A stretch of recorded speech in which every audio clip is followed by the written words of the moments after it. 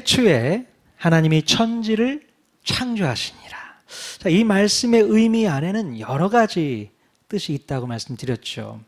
자, 누군가로부터 창조된 존재는 반드시 목적을 가지고 만들어졌다는 것을 의미합니다. 자, 그런데 바로 하나님께서 천지를 창조하셨고 또 인간을 창조하셨다면 그 모든 피조물들은 반드시 피조된 목적을 가지고 있다는 것입니다. 목적을 가지고 태어난 존재야말로 의미 있는 존재이고 가치 있는 존재인 줄로 믿습니다. 자, 그러나 하나님을 대적하는 사탄은요, 우리들에게서 창조의 그 목적과 의미를 지워버리기 위해서 무던히 애를 쓰고 있어요. 사탄이 어떤 노력을 하고 있다고 말씀드렸습니까? 특히 우리 인간들에게 진화론이라는 악한 독을 뿌려서 덫에 걸어 넘어뜨리고 있다는 것이죠. 여러분, 진화론에 젖어 있는 사람들은 무엇을 믿는다고 했습니까? 바로 우리 인간이 우연히 태어난 존재라고 믿는다는 것입니다. 우연한 계기를 통해서 만들어진 원시 생물이 오랜 시간이 흐른 뒤에 현재 우리 같은 인간의 모습으로 진화되었다고 믿는다는 것입니다.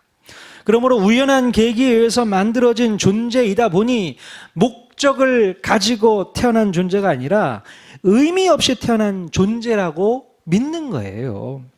의미 없이 태어난 존재이기 때문에 그 인생의 가치도 무가치하다 이렇게 보는 겁니다. 한마디로 사람을 대할 때에도 하찮게 대할 수밖에 없는 것입니다. 사람이 하찮아 보이는 거죠. 최근에 아파트 경비원을 폭행했던 가해자가 대법원 판결을 받았습니다. 징역 5년 판결을 받았다고 하더라고요. 그런 판결을 받았음에도 불구하고 전혀 사과의 뜻을 밝히지 않았다고 해요. 너무나도 안타깝습니다. 사람을 하찮게 대하는 겁니다. 내가 최고지, 나 아닌 다른 사람들은 하찮은 거라고 여기는 거죠. 바로 이런 악한 사단이 뿌려놓은 진화론적인 사고방식을 갖고 있기 때문에 그런 겁니다. 하찮은 거예요. 우연한 존재로 태어난 인간이기에 무슨 가치가 있겠느냐 이렇게 생각하는 겁니다. 자, 이렇게 진화되어 태어난 존재라고 믿는 사람들은 또 어떤 문제를 가지고 있다고 말씀드렸어요? 자, 그들은 존재 자체에 의미를 부여할 수 없기 때문에 눈에 보이는 소유 여부에 따라서 사람들을 평가하고 판단하고 가치를 매기려는 경향이 있다고 말씀드렸죠. 그래서 뭔가를 소유하기 위해서 돈을 벌어들이고 또 자신을 치장하고 꾸미는 데 모든 인생을 낭비하면서 살아가고 있다는 것이죠. 자신이 이 땅에서 존재하는 그 자체만으로 가치를 부여할 수 없으니 세상적인 가치관과 유행을 따라 자신을 치장하기에 바쁜 것입니다. 그래서 사람들이 인정해주면 그것이 행복인 양 착각하고 살아가고 있는 것입니다. 여러분, 세상 사람들이요, 여러분의 소유 가치를 인정해 준다고 해서 여러분이 행복해지시던가요? 여러분 어떻습니까? 여러분들이 가지고 있는 것으로 사람들이 부러워하면 여러분 그것이 행복해지십니까? 별로 그런 것 같지가 않아요. 반대로 우리가 세상 사람들이 볼 때에 소유 가치로서는 인정받지 못하더라도 하나님께서 오늘 우리를 존재하게 하신 이유만으로도 만족할 수 있고 행복할 수 있는 존재라는 사실을 우리는 분명히 믿어야 한다는 것입니다. 아멘. 자, 그래서 내가 뭔가를 가지고 있고 뭔가를 이루었다고 해서 행복한 것이 아니라 내 자신이 하나님의 자녀인 것만으로도 행복함을 느끼는 수준에서 살 수 있는 것입니다. 자, 이것을 깨닫는 사람이 바로 창세기 1장 1절 말씀을 지식으로 아는 것이 아니라 마음으로써 믿는 분이라고 저는 생각을 합니다. 네. 여러분 그렇게 생각하시죠? 창세기 1장 1절의 말씀은 내 머릿속에 가지고 있는 지식으로 믿는 게 아닙니다. 마음으로 받아들이고 그것이 나의 삶을 이끌어 가야 된다는 것이죠. 아멘. 이렇게 옆 사람에게 인사 한번 했으면 좋겠어요. 하나님의 자녀로 태어나신 것을 축복합니다. 하나님의 자녀로 태어난 것이 얼마나 축복받는 일인가, 정말 우리가 그렇게 생각해 볼 수가 있습니다. 여러분, 저는 이 창세기 1장 1절 말씀 한 구절만으로도 충분하다고 생각을 합니다. 충분합니다. 어쩌면 우리가 믿음 생활을 하면서 딱 한 가지 배우고 깨달아야 할 것이 있다면 바로 창세기 1장 1절만을 가지고도 모든 것이 충분하다고 깨닫게 해준 것이 아닐까 싶어요. 여러분들은 무엇 때문에 교회에 나오고 신앙생활을 하고 계십니까? 혹시라도 세상 사람들처럼 소유가치에 찌들어 살면서 내 힘으로는 할 수 없으니 하나님의 힘을 빌어서라도 세상적인 소유를 얻어낼 속셈으로 교회에 다니고 있는 것이 아닌가, 한번 스스로를 생각해 보셔야 됩니다. 야, 내가 아무리 해도 안 되니 하나님의 힘을 힘입어서 내가 한번 얻어봐야겠다, 가져봐야겠다. 혹시 그렇게 신앙생활을 하고 계십니까? 여러분이 주님 앞에 나와서 기도하면서 무릎 꿇는 이유와 목적이 바로 세상 사람들이 가지려고 하는 그것을 얻기 위해서 주님을 사용하는 것이라면 여러분, 번지수를 잘못 찾으셨습니다. 발을 잘못 내디신 거예요. 여러분이 누리고 싶은 소유가치에 대한 만족을 위해서 주님을 사용할 목적이라면 절대로 여러분의 갈증과 욕망은 채워줄 수가 없습니다. 하나님이 그거 안 채워주세요. 여러분들이 신앙생활을 잘하면 돈을 많이 벌 수 있다고 생각하십니까? 자, 여러분이 예배를 잘 드리면 걸릴 병도 안 걸리게 될 것이라고 생각을 하고 계십니까? 여러분이 기도를 많이 하면 자녀들이 좋은 대학에 붙고 취업이 잘 될 것이라고 생각하세요? 여러분이 성경을 많이 읽고 성경적인 지식을 많이 쌓으면 자동적으로 가정이 행복해지고 삶이 평안해질 것이라고 생각하십니까? 착각이에요. 그런다고 내가 원하는 것들이 다 이루어지지 않는다는 겁니다. 여러분, 안타깝게도 우리 주님께서는요, 처음부터 그런 약속은 해 주시지를 않았어요. 우리 주님은 여러분의 소유 가치를 만족시켜 주시기 위해서 존재하는 분이 아니십니다. 여러분이 세상에서 발버둥 쳐도 못 갖는 것들을 손쉽게 대신 채워주시기 위해서 큰 힘을 써주시는 인심 좋은 든든한 백이라고 생각하면 큰 오산입니다. 잘못된 생각이에요. 우리 예수님께서는 여러분의 세상적인 탐욕을 만족시켜 주시기 위해서 십자가에 달리신 분이 절대로 아니십니다. 여러분, 기억하셔야 돼요. 오히려 우리 주님께서는요, 네가 지금 어떤 상황이든 어떤 처지이든 어떤 형편이든 바로 창세기 1장 1절의 말씀만 가져가도 만족할 수 있어야 돼. 이 창세기 1장 말씀, 1장 1절의 말씀만 가지고도 충분하다고 여길 수 있어야 돼. 이 말씀만 가지고도 세상을 다 얻은 것처럼 생각할 수 있어야 돼. 바로 이 수준까지 이르는 신앙생활이 될 수 있기를 바라고 계신다는 것입니다. 그럼 창세기 1장 1절을 지식으로만 믿는 분들은 절대로 이 수준까지 못 올라가요. 못 올라갑니다.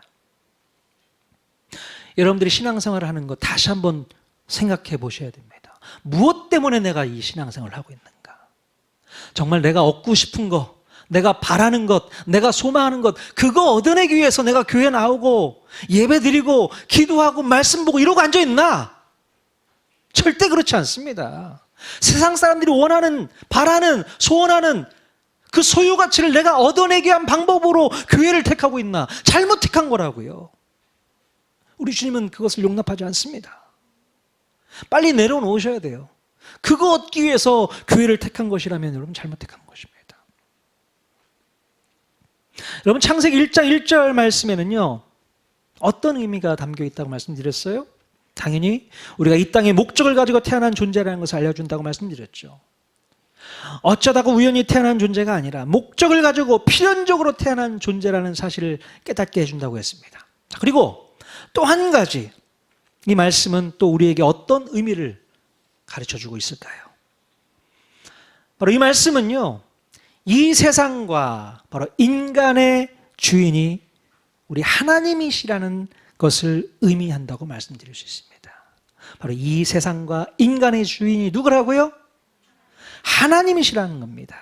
이 세상의 주인이 하나님이시고 우리 인생의 주인이 하나님이신 줄로 믿습니다. 하나님께서 이 세상을 창조하시고 우리 인간을 만드셨기에 우리 하나님은 당연히 이 세상과 우리 인생의 주인이시라는 것을 분명히 깨달아야 하는 것입니다. 여러분, 정말로 다행인 것은 우리 인생의 주인이 전지전능하신 하나님이라는 것이 얼마나 다행인지 모릅니다. 저는 그게 너무나도 다행이라고 생각해요.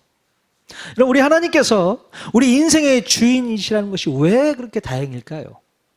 여러분, 정말 다행이라고 생각하십니까? 왜 그렇습니까? 자, 모든 것을 다 하시고 전지, 모든 것을 다 하실 수 있는 전능, 전지전능하신 하나님이 우리 인생의 주인이 되어 주셔야만 우리가 안심할 수 있기 때문에 그렇습니다. 왜냐하면 인간은 죄의 본성 속에서 살고 있기 때문에 죄의 본성에 이끌려 살게 되면 결국에는 불행과 멸망으로 떨어질 수밖에 없기 때문에 그래요. 죄의 본성은 그렇습니다. 죄성은 우리를 불행으로, 멸망으로 이끌어가는 그런 힘이 있어요. 그리고 가만히 생각해 보면요, 나의 인생을 주님께 맡긴다는 것도 어떻게 보면 잘못된 표현입니다. 내 인생을 주님께 맡긴다? 잘못된 표현이에요. 원래는 내 것이었는데 주님께 맡긴다는 것 그 자체가 잘못된 겁니다. 원래부터 우리 인생은 누구 것이었습니까? 하나님 것이었어요. 원래부터 내 게 아니었단 말이에요. 하나님 것이었는데 인간이 범죄를 하면서부터 내 인생의 주인이 자기 자신이라고 착각하고 살고 있는 것입니다. 그거를 모르고 있는 거예요. 그때부터 사람들은 자기 인생의 주인이 자기 자신이라고 생각하며 사는 겁니다. 이런 노래가 있지 않습니까? 내 인생은 나의 것, 내 인생은 나의 것. 정말 여러분 인생은 여러분 것입니까? 자, 그래서 범죄하는 인간들의 마음 가운데 있는 가장 나쁜 버릇이 뭐냐면요, 내 인생은 내가 마음껏 주물러도 상관없다고 생각하는 버릇이 있어요. 내 건데 뭐 누가 뭐라고 해, 내 인생 내가 마음껏 주무르며 사는 거지 뭐. 나쁜 버릇입니다. 내가 하고 싶은 대로 행동하고 내가 하고 싶은 대로 다 하면서 살아도 된다고 생각하니 문제가 되는 것입니다. 하나님의 주권을 내가 빼앗아간 것은 생각지도 못하고 내가 주인인 양 행세하고 있으니 참으로 주님 보시기에 꼴불견이 아닐 수 없어요. 참 꼴불견이다. 그게 원래 네 거였는 줄 아냐? 원래 내 거였는데. 예전에요, 제가 중학교 때 이런 일이 있었습니다. 중학교 시절에 이제 남자 짝꿍하고 같이 앉아서 공부를 하잖아요. 근데 이 친구가 어느 날 실내화 슬리퍼를 안 갖고 온 거예요. 그래서 저한테 화장실 간다고 하면서 슬리퍼를 빌려가더라고요. 그래서 신발을 벗어줬어요. 빌려줬어요. 그래서 화장실 갔다 와서 이제 자리에 앉더라고요. 저는 실내화를 저한테 다시 줄 줄 알았습니다. 근데 왜 안 돌려주는 거지?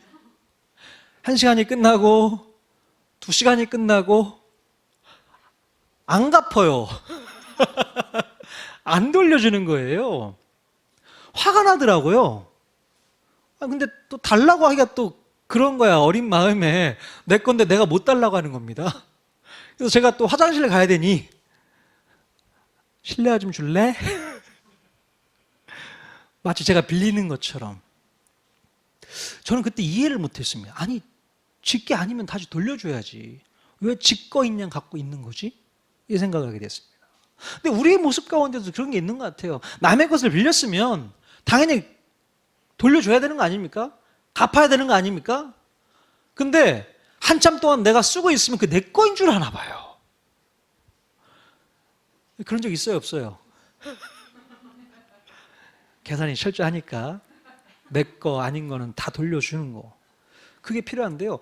인간의 죄성이 그렇습니다. 한참 빌려 쓴 것 같은데 오랫동안 빌려 쓰다 보면 그게 그냥 내 거로 딱 굳어져 버린 거죠. 그래서 달라고 하면 그게 또 섭섭한 거야. 아니, 당연히 돌려주는 게 합당한 거 아닙니까? 근데 섭섭한 거예요. 마치 우리가 우리의 인생을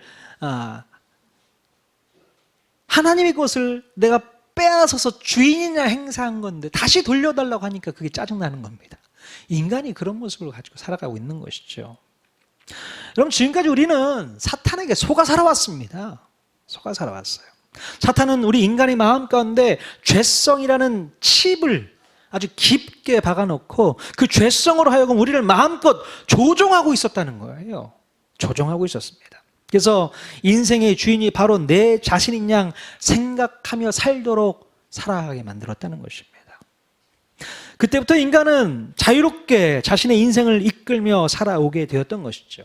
그러나 사실 그것도 내가 내 인생을 주도적으로 이끈 것이 아니었고 사탄이 내 인생의 주인 노릇을 몰래 하고 있었던 것을 내가 모르고 있었던 것입니다. 사탄이 그래요. 우리 마음 가운데 죄성이라는 칩을 넣어주고 그걸 가지고 드론처럼 이렇게 리모트 컨트롤로 우리를 컨트롤하고 있었던 거예요. 황당하죠? 여러분은 여러분 마음껏 자유롭게 살았던 걸로 생각했는데 그게 아니란 말이에요. 사탄이 우리를 이끌어가고 살았단 말이죠. 환장을 누리십니다. 속고 살았던 것이죠. 자, 이 사실을 모르고 사는 인생들은요, 그것이 정말로 자유롭고 편한 줄로 알고 있어요. 그러나 절대로 이런 인생은 행복할 수 없습니다. 자기 자신이 인생의 주인 노릇을 한다는 것은 엄청난 스트레스와 피로감을 주기 때문입니다. 당연히 사탄은 죄에 물들어 있는 인간을 파멸로 몰아가려고 하기 때문에 행복을 꿈꾼다거나 진정한 평안을 맛볼 수 없는 것이죠. 행복이 없습니다. 마음 가운데 평안이 없습니다. 기쁨이 사라졌어요. 아니, 내가 하고 싶은 거 다 하며 살아도 기쁨이 없어요. 만족이 없습니다. 늘 부족해요. 늘 갈망합니다. 왜 그렇습니까? 아니, 네가 하고 싶은 거 다 하며 살면서도 왜 너는 불평이야? 왜 원망이야? 왜 그렇습니까? 사단에 의해서 이끌려 살기 때문에 그런 거예요. 늘 고통과 아픔과 상처를 떠안고 살아가는 인생을 우리는 경험할 수밖에 없었던 것이죠. 그러면서 자기 인생을 소유 가치로 채우려고 몸부림치면서 낭비하고 있으니 진정한 행복과 만족이 있을 수 없는 것입니다. 그래서 우리 예수님께서 이런 말씀을 하신 적이 있습니다. 우리 마태복음 말씀 같이 읽어봤으면 좋겠어요. 마태복음 11장 28절에서 30절 말씀 같이 한 목소리로 읽겠습니다. 시작. 수고하고 무거운 짐진 자들아 다 내게로 오라. 내가 너희를 쉬게 하리라. 나는 마음이 온유하고 겸손하니 나의 멍에를 메고 내게 배우라. 그리하면 너희 마음이 쉼을 얻으리니 이는 내 멍에는 쉽고 내 짐은 가벼움이라 하시니라. 아멘. 나의 멍에를 메고 내게 배우라. 자, 예수님께서는 왜 이런 말씀을 하셨을까요? 우리가 주님의 멍에를 맨다는 것은 내 힘과 의지로 사는 것을 내려놓는다는 것을 의미합니다. 그리고 주님의 멍에에 함께 매어서 그냥 따라오는 인생을 살라는 그런 얘기입니다. 예수님께서 말씀하신 이 당시에는요, 여러분 멍에를 잘 알고 계시죠? 멍에가 뭡니까? 소의 그 짐승의 등에다가 얹어놓고 밭을 가는 그런 도구로 쓰는 거잖아요. 그런데 이때 당시에 멍에는 쌍멍에예요. 짐승 두 마리가 같이 멍에에 묶여서 가게 되는 것이죠. 한 마리는요 어미소, 한 마리는 새끼소. 새끼소가 엄마 소에 끌려서 밭을 매는 겁니다. 끌려다니는 거예요. 새끼소에게, 새끼소를 송아지라고 하지? 어린 소라고 할게요. 어린 소의 멍에를 하나 메어주면요, 그 소가 밭을 잘 갈 수 있을까요? 훈련받지 못한 소는 어렵습니다. 그래서 훈련을 잘 할 수 있도록 어미소, 베테랑 소에다가 같이 묶어놓는 거예요. 그래서 같은 멍에를 메고 밭을 갈게 만드는 것이죠. 자, 그러면 이 어린 소가요, 밭을 갈 때 힘들까요? 어려울까요? 힘들 게 전혀 없습니다. 그냥 끌려만 다니면 되는 거예요. 어미소가 이끄는 대로 가는 겁니다. 그러니 아무런 어려움이 없고 아무런 스트레스를 받지 않습니다. 물론 자기가 이쪽으로 가려고 하면은 목이 딱 잡아당겨서 아프긴 하겠죠. 그러나 한동안 그런 아픔을 겪다 보면 내가 여기에 끌려만 가면 되는구나. 그것을 깨닫고 나면 지혜롭게 갈 수 있는 것이죠. 편하게 갈 수 있는 것입니다. 바로 이 얘기를 우리 주님께서 우리에게 하고 있는 것입니다. 그냥 끌려만 다니면 돼. 나만 따라오면 돼. 그럼 그게 평안한 것이야. 그게 바로 쉬는 거야. 그 얘기를 하고 있는 것이군요. 내가 내 힘과 의지로 이 땅을 살아보겠다고 아무리 발버둥 쳐봤자 수고하고 무거운 짐밖에 지워지지 않는다는 거, 그거 깨달으라는 겁니다. 네 힘으로, 네 능력으로, 네 계획으로, 네 잔머리로 뭔가 해보겠다고 될 것 같아? 안 된다는 거죠. 안 된다는 거죠. 네 힘으로는 절대 할 수 없어. 너는 나에게 끌려와야 돼. 내가 널 이끌고 갈게. 나한테만 붙어 있어. 그래야지 네가 스트레스 안 받아. 고통받지 않아. 그 얘기죠. 여러분, 다시 말씀드리지만 우리 인생은 누가 만들어 놓으신 작품입니까? 하나님께서 만들어 놓으신 하나님의 작품인 겁니다. 하나님께서는 우리들을 만드실 때 우리 안에 인생 설계도를 다 만들어 놓으셨어요. 우리가 목적을 가지고 태어난 존재라고 말씀을 드렸는데요, 이것은 바로 우리 인생 설계도가 그 목적을 향하게 설계되어 있다는 것입니다. 그 설계도가 그렇습니다. 여러분, 그렇다면 우리 안에 새겨진 인생 설계도가 향하고 있는 목적은 무엇일까요? 어디를 향하고 있을까요? 자, 바로 우리 인생의 목적은 하나님께로 나아가도록 설계되어 있다는 거예요. 비록 우리의 인생이 망망대해에 떨어진 일엽편주, 바로 한 척의 작은 배라고 했을 때에 그 배는 오직 한 곳을 향하도록 만들어져 있다는 것입니다. 그 배가 나아가야 할 목적은 바로 우리 하나님 한 분뿐이었다는 것입니다. 자, 그러나 우리 안에 죄가 들어오고 사탄의 조정을 받기 시작하면서부터 우리가 붙잡아야 할 그 목적을 잊어버리게 되었어요. 어디로 나아갈지 모르게 방향을 상실하도록 만들어버렸다는 것입니다. 그러면서 네 인생은 너희 것이니 네 마음껏 살라고 달콤하게 사탄이 속삭이고 있는 것입니다. 우리 인간들은 그 속삭임에 속아서 내 인생의 주인 노릇을 멋들어지게 해보려고 평생을 애쓰며 살아가려고 한다는 것입니다. 그럼 그 인생이 아무리 멋들어지게 살아봤자 목적 없이 떠돌아다니면서 방황하는 일엽편주에 불과하다는 사실입니다. 겉보기에는 뭔가 있어 보이고 정말로 행복한 인생을 살고 있는 것 같아 보여도 늘 불안하고 늘 불평과 근심에 쌓여서 하루하루 버티며 사는 인생일 수밖에 없습니다. 여러분은 그런 인생을 계속 살아가고 싶으십니까? 차라리 우리 인생의 운전대를 주님께 빨리 내어드리는 건 어떨까요? 주님이 운전하시게 하고 그냥 나는 실려가는 인생을 살면 더 행복하지 않겠습니까? 자, 그런데 우리는 이상하게도 내 스스로가 직접 내 인생을 운전하려고 해요. 왜 그런지 모르겠습니다. 내 인생을 내가 운전하는 것이 멋져 보인다고 생각하고 있는지 모르겠습니다. 자, 그러나 그것은 위험천만한 시도이고 결국에는 무면허 사고를 낼 수밖에 없습니다. 한 번도 안 해본 인생이잖아요. 한 번도 안 살아봤잖아요. 도대체 여러분은 무엇을 믿고서 여러분의 인생을 운전하려고 하십니까? 우리에게는 인생을 살아본 경험도 없고 노하우도 없고 비결도 없어요. 무슨 비결이 있습니까? 그래서 인간은 늘 후회하면서 자신의 인생을 마감하게 됩니다. 죽으면서 늘 후회하지 않습니까? 내가 헛살았어. 내가 잘못 살았어. 물론 새로운 인생을 2번, 3번 다시 살도록 해준다 하더라도 결과는 마찬가지입니다. 마찬가지예요. 결코 인간은 자기 스스로 인생을 잘 해낼 수 없는, 잘 살아낼 수 없는 그런 존재라는 거죠. 그러므로 우리는 빨리 노선을 바꿔야 됩니다. 내 인생의 운전대를 다시 주님께 돌려드려야 할 줄로 믿습니다. 애당초 그 자리는 내 자리가 아니었음을 인정하고 내려놓아야 하는 것이죠. 그리고 주님의 멍에를 함께 매며 우리 주님께 묻어가야 돼요. 묻어가야 됩니다. 그게 편한 거예요.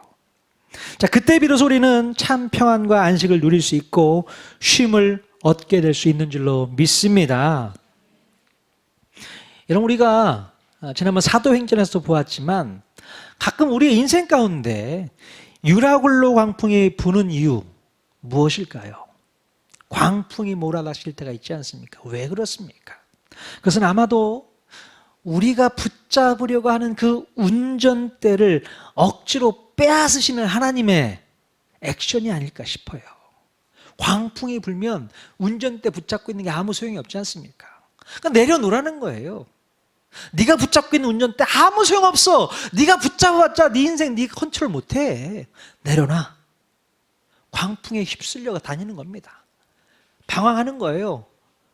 고통입니다. 괴롭습니다. 하지만 그것이 주님이 이끄시는 과정인 것을 깨달아야 될 줄로 믿습니다. 이게 도대체 어디로 가는 거지? 어디로 갈지 몰라 방황하는 그런 배가 아니었던 거예요. 광풍은 하나님께서 여러분의 인생을 이끌어 가시겠다는 의지를 보여주시는 겁니다. 그것을 여러분 기억하셔야 되는 거예요. 그러니까 모든 것을 다 마비시켜 놓지 않습니까? 왜 그랬습니까? 네가 하고 있는 그 위험천만한 운전 빨리 내려놓으라고 하시는 하나님의 사인인 것을 기억하실 수 있기를 바랍니다. 하나님의 사인이세요.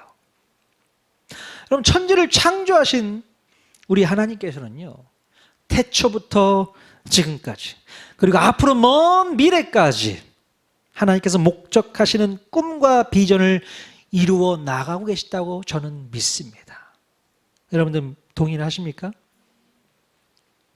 하나님께서는요, 총 감독을 맡아서 연출을 하고 계신 것이고요. 우리들은 하나님께서 스카웃하신 배우들 같은 존재라고 저는 생각합니다. 여러분들이 다 배우세요. 저도 배우고요. 모르겠습니다. 배우들 중에는 엑스트라도 있고 주인공도 있겠는데요. 아무튼 아무 상관없습니다. 여러분들은 다 배우이십니다.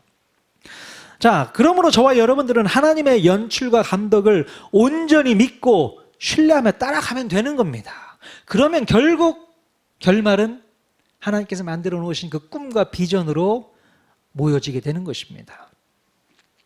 절대로 내 생각과 내 느낌으로 순간순간 자유롭게 애드립을 쳐서는 안 되는 겁니다. 가끔 연기하는 연기자들 보면 재밌게 왜 애드립 같은 거 치지 않습니까? 하나님의 연출 가운데는 여러분의 애드립이 용납되지 않습니다. 하지 마셔야 돼요. 내가 한번 이렇게 하면 어떨까? 저렇게 하면 어떨까? 그 생각을 버리셔야 됩니다. 기록된 대로만 살면 되는 거예요. 성경에 기록된 대로 우리는 순종하며 살면 되는 것입니다. 그러면 착실한 배우로서 인정받게 될 줄로 믿습니다. 만약에 우리가 하나님의 써놓으신 대본대로 살지 않고 벗어나게 된다면 어떻게 될까요? 자, 그러면 하나님이 의도하신 작품이 나올 수 없습니다. 어떻게 하시겠어요? 하나님께서 컷을 외치시겠죠. NG 외치시겠죠. 다시 해, 다시 시작해. 이렇게 하나님께서 주문하시는 겁니다. 여러분이 제대로 인생을 살지 못하고 있다면 컷 한단 말이죠. NG 좋지 않아, 낫굿이야. 정말 그렇습니다. 여러분 인생 가운데 컷. 자, 그런 인생 반복해서 살지 않았으면 좋겠습니다. 그냥 있는 대로, 성경에 기록된 대로, 하나님께서 요구하시는 대로, 설교대에 쓰여진 대로 그냥 가면 되는 거 아니겠어요? 그러면 스트레스도 받지 않습니다. 고통도 받지 않아요. 그냥 가면 되는 건데 왜 자꾸 머리를 굴리고 있는지, 왜 이렇게 잔머리를 굴리면서 더 어렵게 만들고 있는지, 그게 안타까운 것이죠. 오늘 창세기 1장 1절의 말씀은 바로 그런 내용입니다. 내가 주인이야, 네가 주인 아니야, 그거 인정해. 네 인생 네 거 아니야, 원래 내 거였어. 네 거인 줄 알고 착각하고 살았다면 오산이야. 빨리 내버려. 잘못된 선택이야. 여러분 자유하십시오. 여러분의 인생 여러분 거 아닙니다. 그 수고하고 무거운 짐 다 내려놓으십시오. 그리고 주님께 다 맡기십시오. 주인 대신 우리 하나님께서 여러분의 인생을 선하고 아름답고 좋은 곳으로 인도해 주실 줄로 믿습니다. 주님께서 원하시는 곳으로 가야만 우리가 행복한 거예요. 내가 행복할 것이라고 생각해서 이 길로 간다? 아니요, 그 길은 불행의 길입니다. 불행의 길이에요. 잠깐 행복이 찾아왔어도 결국에는 순간 없어지는 겁니다. 여러분 꼭 기억하십시오. 우리 인생의 주인은 누구라고요? 하나님. 우리 하나님밖에 없는 줄로 믿습니다. 천지를 창조하신 분이 그분이 주인이세요. 그분이 갑이십니다. 우리는 당연히 을이죠. 갑 되신 우리 하나님, 그분 말 앞에 늘 순종하며 복종하며 사는 저와 여러분 모두가 다 되시길 바랍니다. 그러면 여러분의 인생, 여러분의 가정, 여러분의 가족들 모두가 행복한 인생 살 수 있게 될 줄로 믿습니다. 이 말씀 가지고 이번 한 주도 승리하며 살아가는 저와 여러분 모두가 다 될 수 있기를 주님의 이름으로 간절히 축원드립니다. 아멘.